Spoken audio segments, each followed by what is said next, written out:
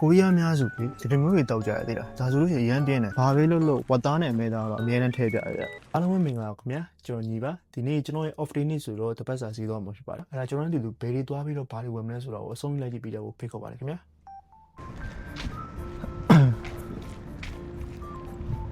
အခု၄နာရီကျော်ပြီပေါ့နော်ကျွန်တော်စီးသွားမယ်ချင်းညနေပိုင်း၄နာရီကျော်ပြီဆိုတော့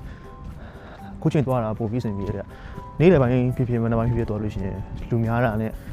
ပြောလို့ရှိရင်နေပူလာနဲ့ကားဆောင်ရတာဘာညာပြောလို့ရှိရင်အချိန်နဲ့အဆင်ပြီးတော့ကျွန်တော်ကဈေးသွားလို့ရှိရင်ကျွန်တော်ညနေပိုင်းသွားတာပို့ပြီးတော့ကြိုက်တယ်ဈေးနဲ့ကျွန်တော်တို့နေရာနဲ့ဆိုလို့ရှိရင်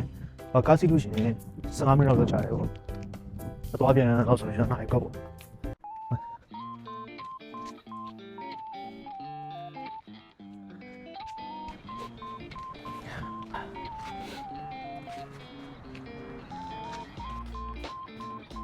ကျွန်တော်ကားဆောင်နေပါတယ်ကားလာမယ်ကျွန်တော်ဆောင်နေပါတယ်ခဏလေး9မိနစ်လောက်နေလို့ဆိုရင်တော့လာပြီပေါ့နော်ရောကြော်ဒီမှာအေးနေ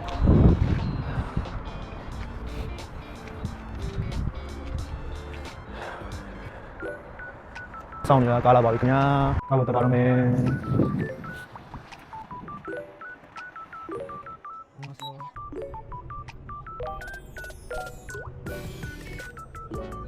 ရောက်ပါပြီခင်ဗျာ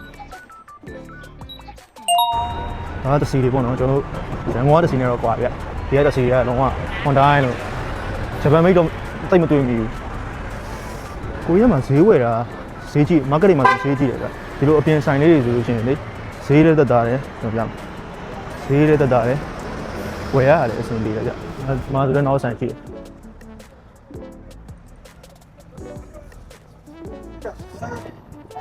ဒီလိုဈေးရောက်တဲ့လူများဆိုတာလေအများကြီးထိုင်းနေပြည်တော်နဲ့အများတယ်ဗျမှာပါဝင်အေးရှာများစုကလည်းဒီလိုလမ်းမျိုးမှာခြားရောက်နေဟောပို့ပြီးဝယ်ကြရတယ်ဗျကုန်းတိုင်းမှာဝယ်တာတဲ့ထက်ဝက်လောက်သက်တာတို့ဒီလိုမျိုးလမ်းမျိုးမှာဝယ်တဲ့လူတွေများပါတယ်ဗျ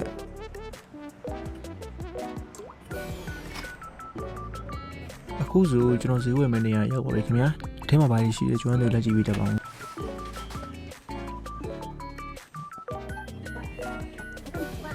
ဂျင်းစင်းတွေလည်းရှိပါတယ်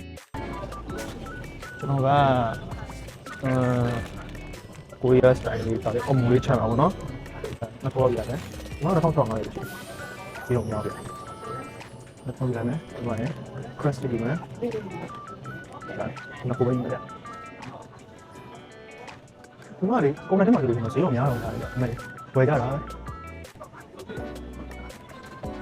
ဒီနေ့တန်းပြပါလေဒီမှာလေကျွန်တော်ပြမယ်ကျွန်တော်ရန်ကုန်မှာဒါလေးဈေးတွေကြီးနေတာဒီမှာ cheese ဆိုလို့ရှိရင်ဘယ်လောက်မှဈေးမရှိဘူး6000လောက်ပဲရှိတယ်ဘာ cheese လိုချင်တဲ့ cheese ကုန်ရှိတယ် burger cheese လည်းရှိတယ်ပြောလို့ရှိရင်mozzarella cheese လည်းရှိတယ်ဒီလို stick လေးတွေရှိတယ်အဲ့တော့မိုက်တယ်ဗျဒီမှာဆိုလို့ရှိရင်လေဒ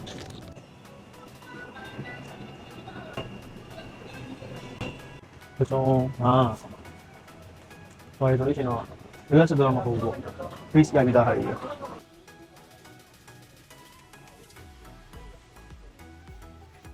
ကိုရီးယားမှာဟင်းချင်ရင်ဒီလို ready made ပင်လယ်စာအထုပ်ကိုသုံးတာများတယ်ဗျအထဲထဲမှာလည်းပင်လယ်စာတော့အဆုံးတယ်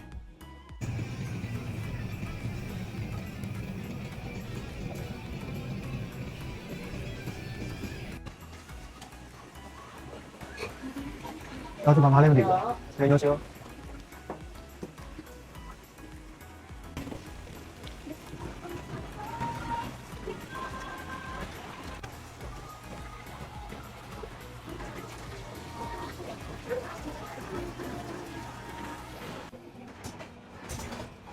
ကိုစလေးနဲ့တက်အောင်နော်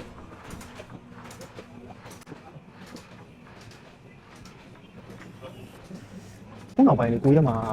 ငွေဈေးတွေကျတယ်ပါတယ်ငွေဈေးတွေကျစီးပွားရေးတွေကျတော့လေပုံမှန်ဆို9000လောက်ကနေပြီးတော့7000နဲ့နိုင်ငံပြသွားပြီသားဆိုရင်တော့ဈေးတွေတက်လာတာပေါ့နော်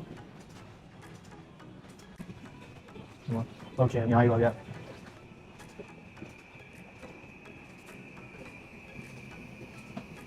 ဒါတော့ coffee တန်းပေါ့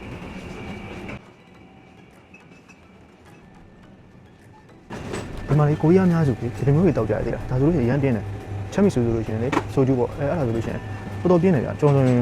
မတောက်နိုင်ဘူးဗပလင်းတော့မတောက်နိုင်ဘူးသူတို့ကဒီလိုဘူးတွေနဲ့တောက်ကြတယ်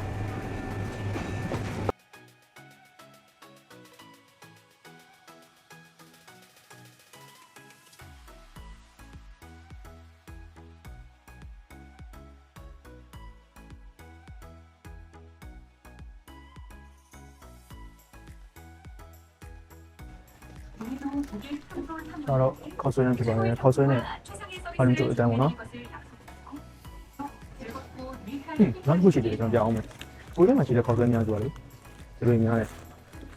ကျွန်တော်တို့ရန်ကုန်မှာကျွန်တော်စားကြတယ်ဟိုက spicy ဆိုတဲ့ဟာလေအစားတော့ကျွန်တော်လည်းမသိဘူးစားမိတာပဲဒီမှာသူ့ရဲ့ ingredient ကိုကျွန်တော်ပြအောင်ခဲရတဲ့ကြက်ဥပေါ့နော်ပူရွားကျတော့နွားတော့ကြက်ဥနွားတော့ကိုလိုချင်တက်ကူကီဆွဲကူကီဆိုတဲ့ဟာတက်ကူကီကျတော့ပေါ့နော်ဆွဲကူကီဆိုတာအမဲသားလေအမဲသားလည်းပါတယ်ဒီခေါက်ဆွဲတွေထဲမှာလေသူတို့ကိုရီးယားလူမျိုးတွေအများစုကလေဘာပဲလို့ဝတ်သားနဲ့အမဲသားတော့အများနဲ့ထည့်ကြတယ်ဒီလို spicy တွေမှာလေအမဲသားအနဲ့ပုံစံမျိုးတွေလည်းပါတယ်စက်သားမုတ်လိုပုံစံမျိုးဟုတ်ပေါ့နော်အဲ့ဒါတွေလည်းပါတယ်ဗျကျွန်တော်စားတော့မသိဘူးစားမိတာပေါ့နော်နောက်ပိုင်းကျကျွန်တော်သိပြီးစားမိတော့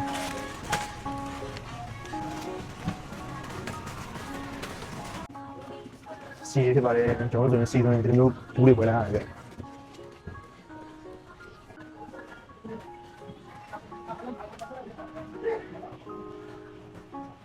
ဒီမှာလေအခုတော့ဈေးကြီးနေတဲ့အချိန်ပေါ့နော်ပုံမှန်ဆိုလို့ရှိရင်စပယ်တီအမဲနဲ့အစိမ်းနဲ့ဆိုအစိမ်းကပို့ပြီးအောင်ပြေးတတ်တာလေအမဲကမှလည်းဈေးကြီးသေးတယ်ဗျဟ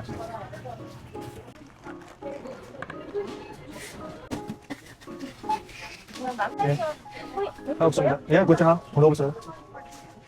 ဟိုလာပါပြီ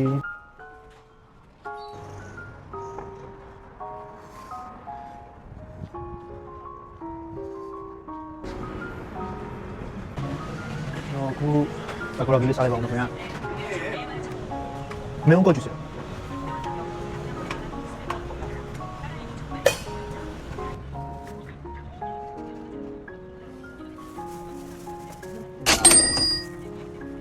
ဝယ်စရာလေးဝယ်ပြီးသွားပြီဆိုတော့အခုကားလေးကိုတောင်းပါပဲဖြစ်ပါတယ်ခုနကားလေးရောက်လို့ရှိရင်ဝယ်လာတဲ့တာကွာကလေးစားပါမယ်ကျွန်တော်လမ်းကြုံလို့လေဒီလေးကိုဝင်ပြပေးမယ်ဒီတော့ဘာရှိလဲဆိုရှင်လေဟိုမှာ79အထိုင်းနေများဆိုလို့ရှိတယ်ဒီကျွန်တော်ဝယ်တဲ့ဒီစီးရဲမှာလေထိုင်းကလပ်ရှိတယ်အားရှိတယ် KTV ရှိတယ်အများစုကတော့ဒီလိုနေရာမှာချိန်ကုန်ကြတာပေါ့ Friday Saturday Sunday ဆိုဟိုဘာလို့ကလပ်လို့ဆိုလို့ရှိရင်လေဟိုးအောက်ဆုံးမှာမြောက်ထပ်မှာလောက်တာလေကြည့်ကြဒါဆိုလို့ရှိရင်ပေါ့လောက်တဲ့ဟာဟိုးအောက်ဆုံးမှာကျွန်တော်လာတဲ့နေရာလေးပေါ့နော်ဟိုကားတော့ဆောင်းလိုက်ပေါ့နည်းနည်းကျွန်တော်ခုနကဝယ်လာတဲ့တက်ကွာကြီးလေးစားလိုက်ပါဦးခင်ဗျာကျွန်တော်ခုနကဆက်မှာတာနည်းနည်းဆက်သွားတယ်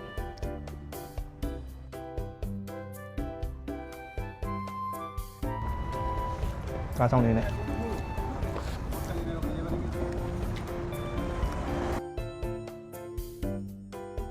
ကျွန်တော်ကားပေါ်ရပါမယ်ခင်ဗျာနောက်ဗီဒီယိုမှာပြန်ဆောင်ပါမယ်ခင်ဗျာ